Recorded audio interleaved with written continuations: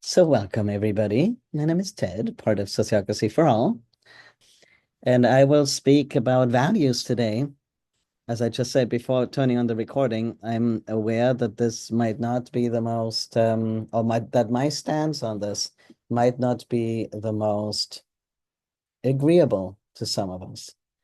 Um, but I think it's an important discussion to have, so let's have a look at that. It will be covering some about values in general, but then about how it manifests in sociocracy or not. As I said, first some overview, and I realized actually once I get started talking about why I find values problematic, there's more and more to say. So I could have almost combined these, but I will try and spend more time on sociocracy and options and how it helps us walk the talk and walk the walk.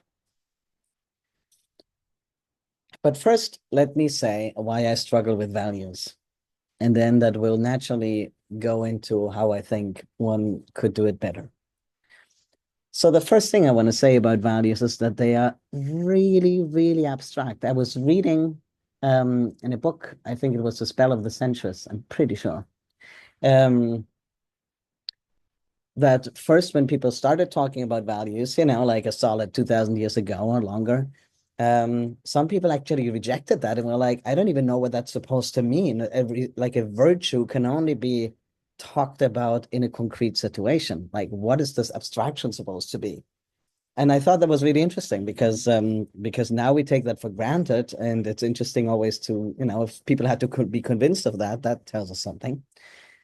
I guess what I struggle with so much is what does a value like respect even mean? Like respect of whom and what and how and when, We throw out these things of like we care or we value respect, but what does it mean?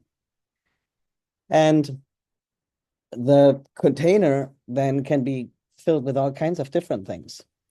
So it's highly unspecific, and it might even be very problematic that people out of respect, right, do things that might be problematic for the organization, which is something I will come back to as well. Um, Interestingly, from the perspective of decision making, what I've noticed is that there's like an opposite direction, as you can see here. So, for example, if you have something like very abstract, and this is not a value statement, but a mission statement, but the same applies, that if you say something like, our mission is to support life, okay? Basically, I can't imagine anybody not agreeing to that. It's highly agreeable. Like, yeah, that sounds great. Let's do that. But is it actionable? Not really. And then the opposite direction is, it's if something is very abstract here, versus very specific. So the problem is what I'm trying to show here, like with this example of, for example, being vegan. If you care about supporting life, how about not eating it? At least the part that you don't have to, or not killing it. As soon as we make something very actionable and very specific, it's also not as agreeable.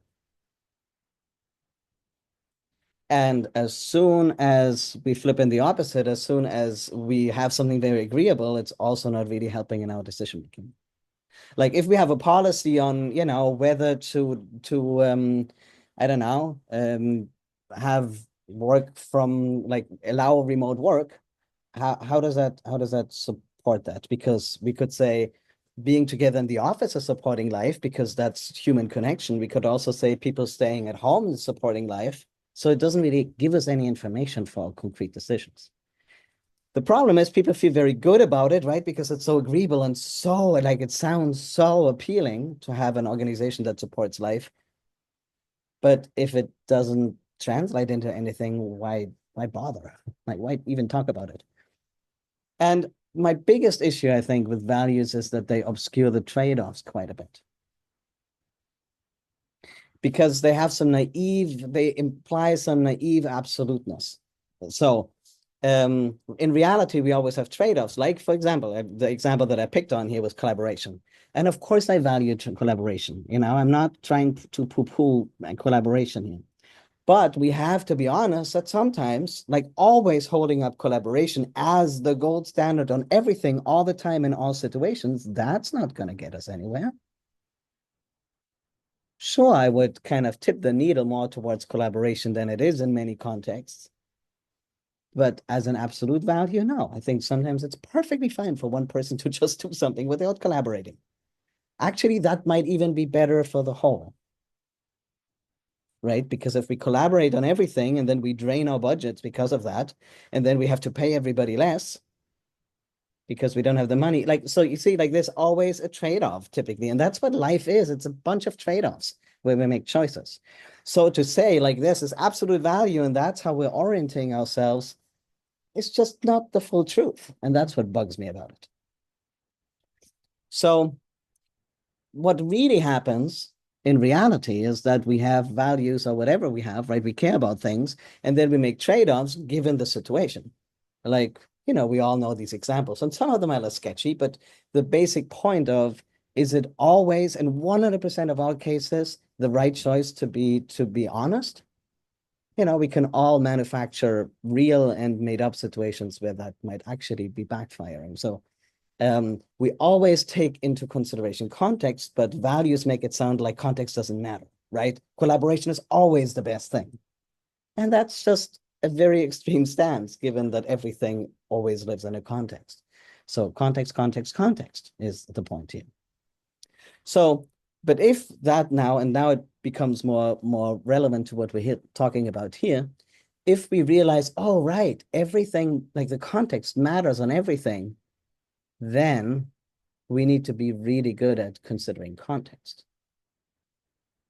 So less important than writing down your values after 3 weekend retreats to have it on the website in the perfect wording, maybe it's better to have an organization that considers as much context as possible really effectively.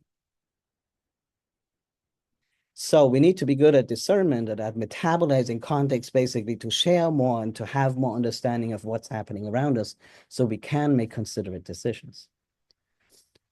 The last thing here is we know that it's also values are vulnerable to manipulation. I've had that happen, just I've had somebody write to a listserv in uppercase letters, you have to be respectful because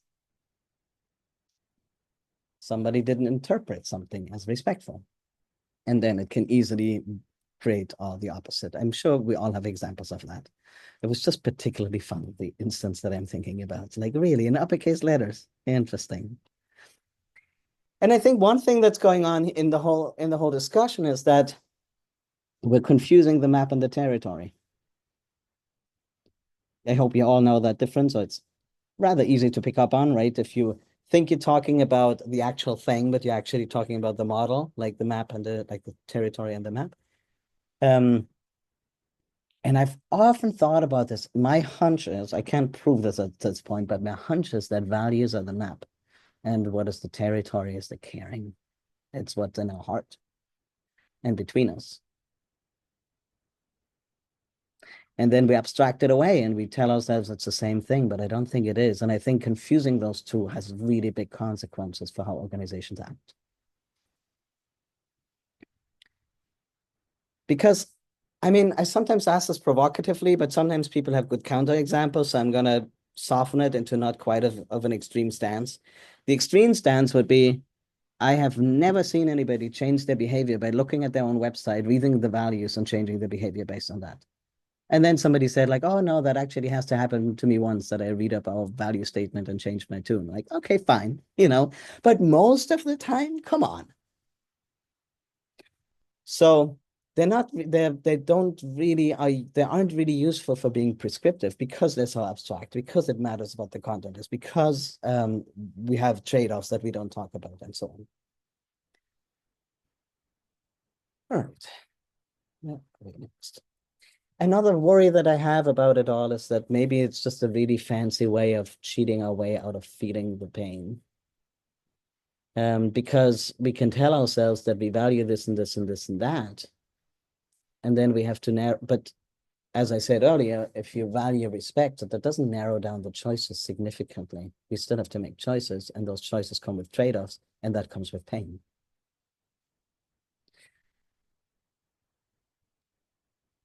And then we can tell ourselves, oh, we decided in the name of collaboration, but that can be bypassing feeling the pain of living in a world and being in a body and being in resource constrained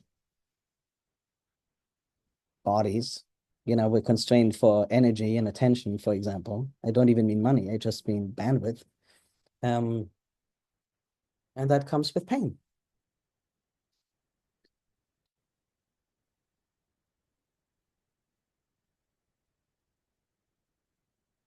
Another example, in case you're not convinced yet, I've had all these things. These all are real examples from organizations that I've been involved in. The value statement says we care about beauty. A tree shades the view out of the window. Do you cut down the tree? I've had a community basically break up over this. And they were so frustrated because they had their value statement. They worked so hard on it. Why did the value statement actually drive them apart even more? You see how that can go? Some people argued that the tree is in the way of seeing the pretty view. And some people say, no, it's the tree that's the beautiful thing. Ouch.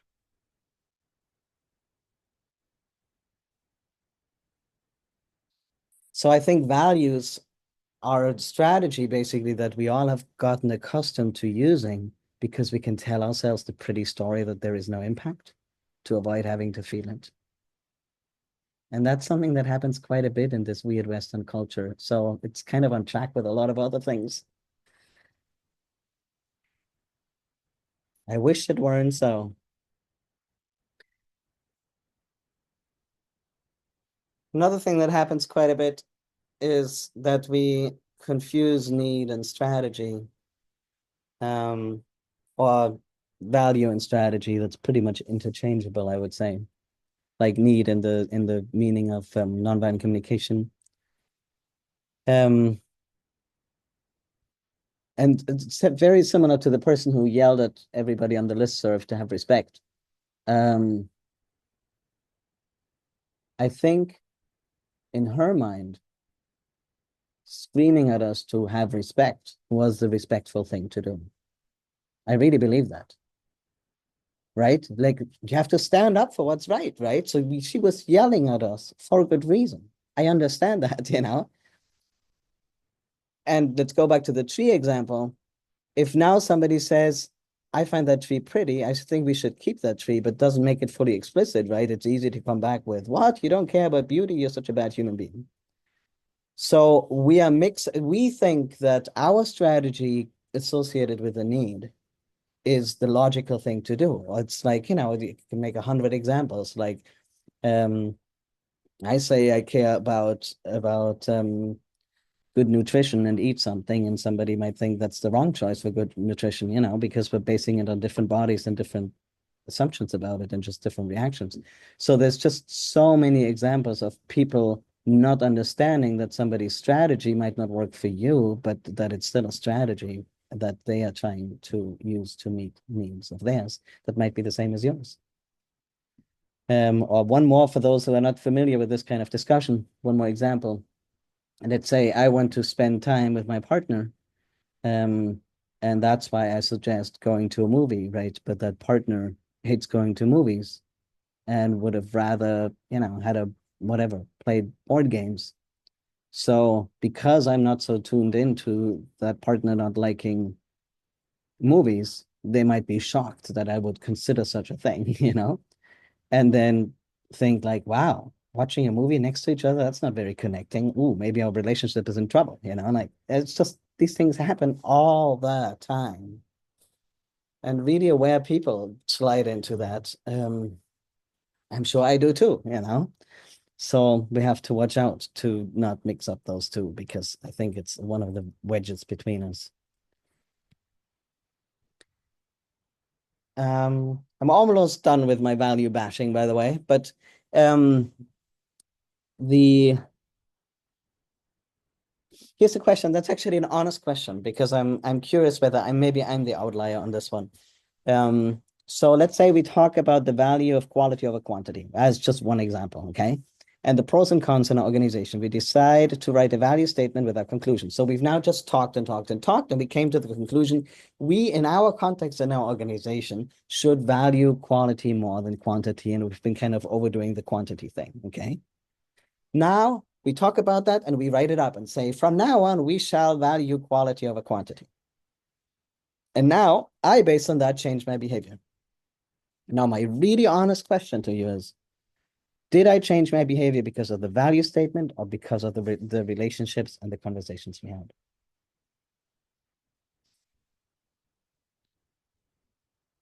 Write in the chat what you think about that one.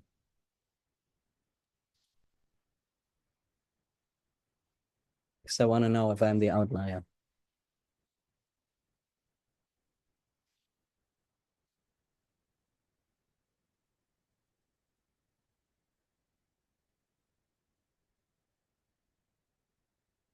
Okay, most people are saying relationship, conversation.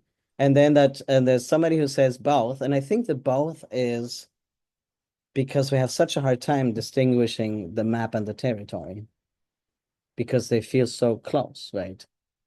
I would say that the value statement is talking about while creating the care through relationship and talking and connecting over that and kind of connecting with the care for each other and the thing that we do.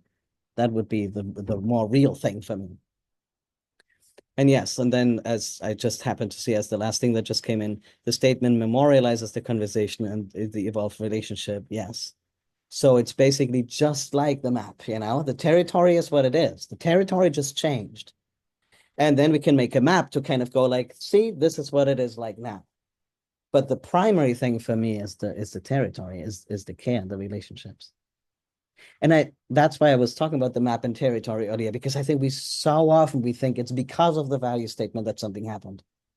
So the value statement is just an output of something that actually triggered the change. But we can discuss that at the end. I'm going to show you the rest of my argument first. One thing that I find that I make an exception for in my criticism of values is as a way to kind of talk about who you are. Because if somebody is in the organization, it's probably pretty hard, unless through relationships and caring and exposure to new experiences, to change their value system, if that's even a thing. But what we can do is we can attract certain people with similar attitudes. So if we put a value statement on the website, it's probably most useful for that. Though honestly, I can read plenty of websites and value statements of organizations that I should never join that sound really appealing. So sometimes you can catch kind of dog whistle words, you know. And then it's more obvious what kind of person they really want. And sometimes it's also just really that what I would call like a celebration of belonging, of we wrote something, we feel really good about it, we really see ourselves in it.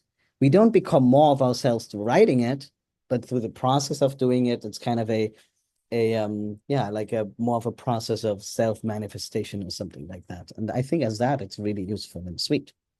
We just, again, shouldn't take our value statement for the thing that we've created together. So, as you can see, I'm not a humongous fan of value statements. In fact, I now refuse to spend time on it. As in, like, my time. You can do whatever you want, but my time, I refuse to do it.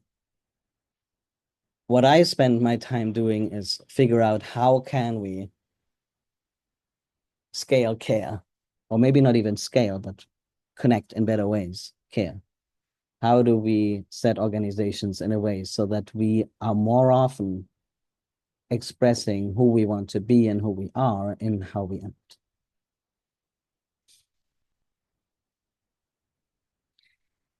I will actually not go into that. Hold on. So, as I said earlier, if you truly cared about those things, then wouldn't we make sure that everything is really aligned, right? And we all know examples of beautiful value statements that are complete nonsense because they don't match at all and they just conceal what is actually happening. Like read Philip Morris's statements, for example. I take any of them, read the value statements, they sound fantastic. Okay. So now let's go to sociocracy here. And actually, let me do a quick time check. Oh, okay. So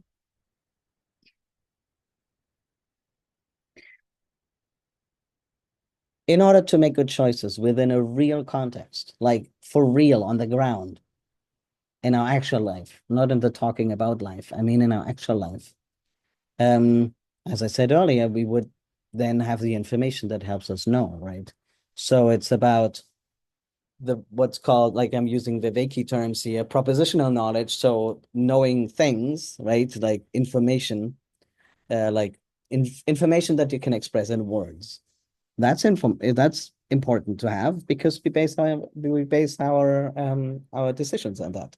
Let's say you care about affordability. It's important to have the data on how many people couldn't afford this or that or whatever, like how cost of living adjustments globally affect everything and so on. Like if you don't have the information of how Canada and US dollars relate to each other, you would miss out on the fact that sometimes it's really to Canada's disadvantage more than other times. That's propositional knowledge, knowledge you can look up. Then there's procedural knowing. That's kind of more knowing how. That is information that's useful information to make good choices, right? Knowing how to do something. But in particular, those two here I want to highlight participatory knowing. So that is knowing that you have by being a part of something. It's basically when you join a new organization, what you acquire a lot is participatory knowing. This is what it feels like to be a part of this and to have like the whole kind of landscape, also the social landscape around you and understand that well. And then perspectival knowing of what do you know by who knowing things as you. Like what does the world look like from your perspective? Now, each of those are avenue, a little bit like in that story of the whatever it is, four blind men looking at an elephant. Do you all know that story? Of like one thinks it's a wall and one thinks it's a hose or whatever, depending on where they touch. These are all different ways into reality, whatever that is, but into a version of reality that give us like a different angle on things. And if we have as much of that as possible, we can have good discernment. So if I want to make a decision that is appropriate in its context, I need different avenues of understanding the context, which means I need to get really good at knowing in all the different ways. If you only focus on propositional knowledge, for example, you become a person who can't read a room because that's more here. And then we align everything else with that. So how would we build that if that's what we wanted to do? And here's where we dip our toes into sociocracy. For those of you to whom it's new, I'm highlighting some of the most obvious examples and kind of touching on most parts, I think. This one is a really good example of like rounds. Like rounds in sociocracy is the practice of speaking one by one.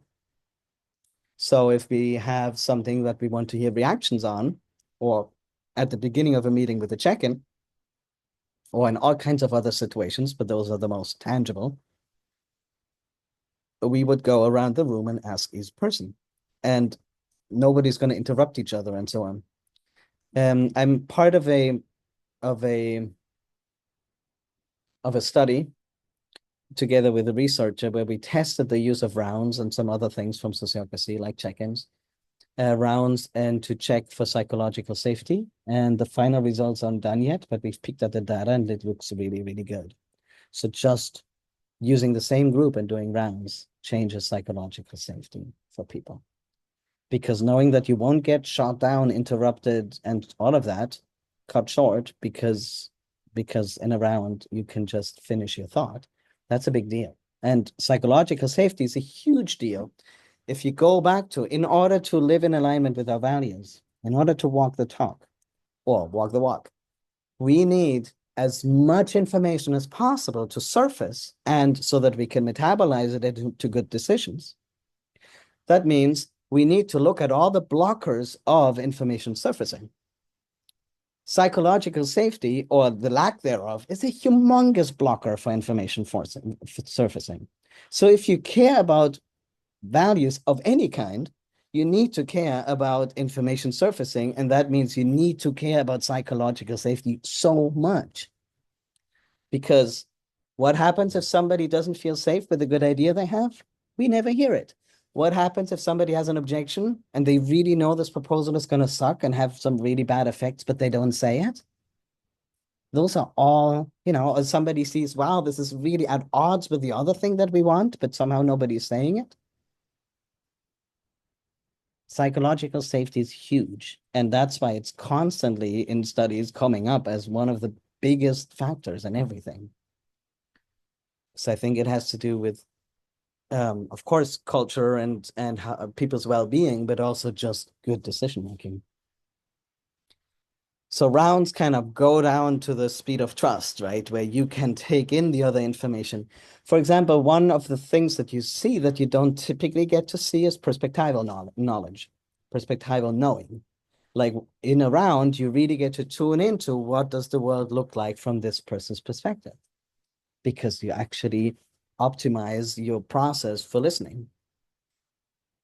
So yeah, perspectival knowledge is hard to come by because you need to take the time to actually put yourself into the shoes of somebody else. And rounds are a great way to do that.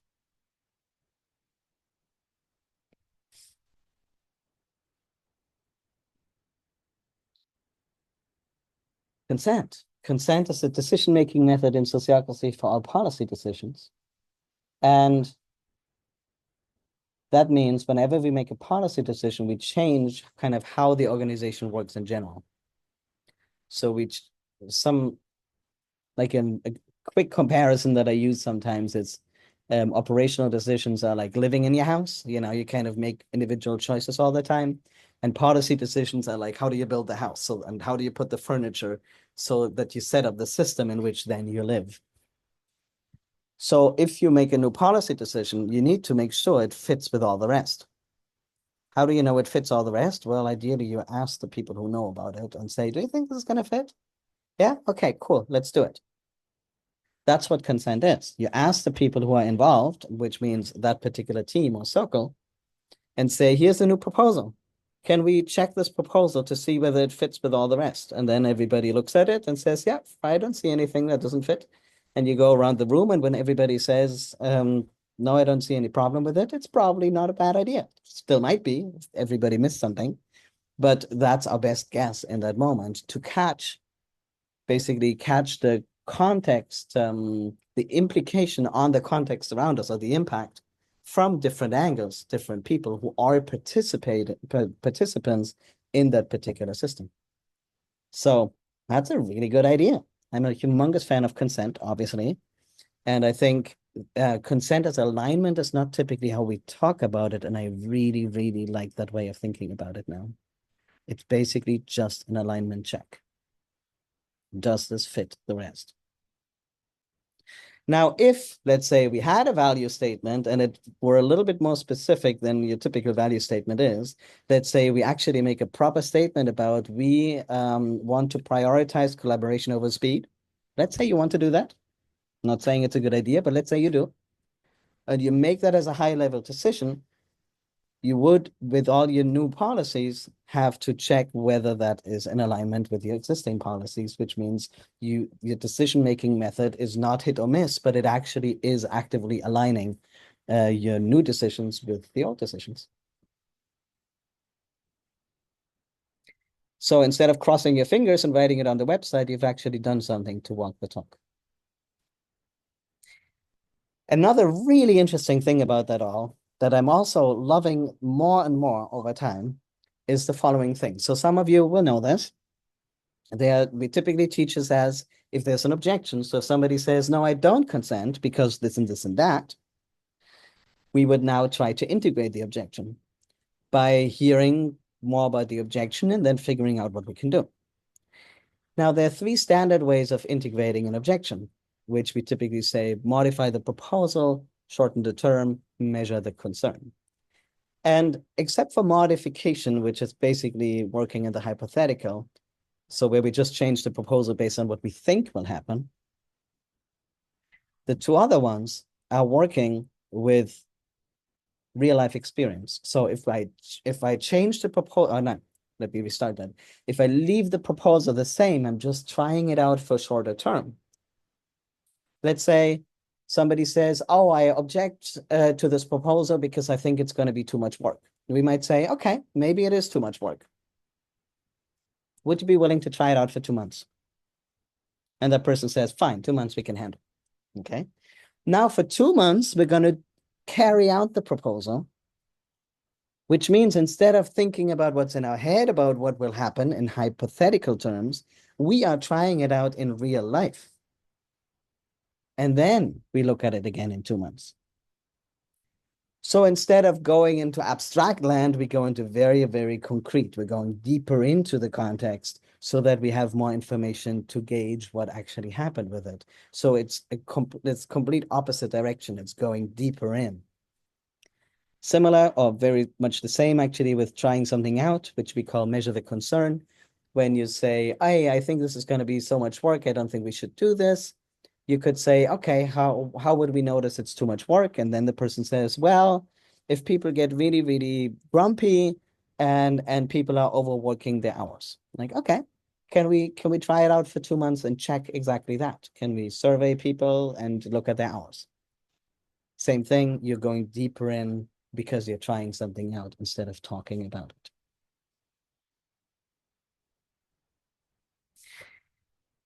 Next one. Another thing that sociocracy does really, really well is catch the participatory and the perspectival knowing and the propositional knowing for that part and bring it all together. So some of this is a repeat because I've already talked about rounds.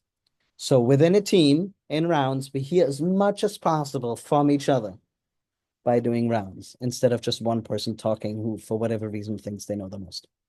So we really, really try to weave together constantly what everybody is bringing into some sort of a, like everybody bringing their sliver of reality into some sort of integrated something. So that's a great idea. Then the other piece is we also do that across the organization. So across teams, instead of having teams that hit or miss, tell each other things, or they might not because they forget, we put things in place that's called linking. So two people, for those of you who are new to sociocracy, two people who go back and forth, like they're part of this circle and they're part of that circle. And that way we can make sure that the lived experience from here gets carried over here. Because those two people have lived experience over there that they can bring here. So there we go again, perspectival knowing. They also have normal propositional knowing that they can just tell us, but you get a sense of a group by hearing a person from that group. Participatory knowing because they participate in doing something here instead of just talking about it, right? So they would bring that part of reality into decision making somewhere else. And then the last one is those people who are not in a particular team or circle that makes a decision, ideally gets rolled in by hearing feedback. So again, it's about optimizing, getting information in a way that we can digest in from the different places so that then we can make good decisions that match the context instead of talking about the abstract. That's always what I'm going back to. Less abstract, more in the weeds. And then more in the dirt, maybe in the weed than in the weeds. So now, so we hear feedback from the people outside of the circle, and we also have open, transparent notes, for example, so that people can read up on what's happening and get a better sense of what's going on somewhere else. So everything in this kind of system of how the teams of teams are built and how organizational structure works in general is really designed with that idea of let's have as much complex and rich information of all kinds, not just the written this or that, or the gloss, like polished report. Let's have as much real contextual information as possible and make sure it can travel throughout the organization.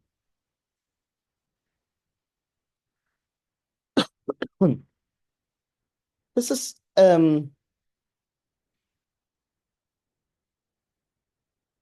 maybe just a short point, but just still an important one.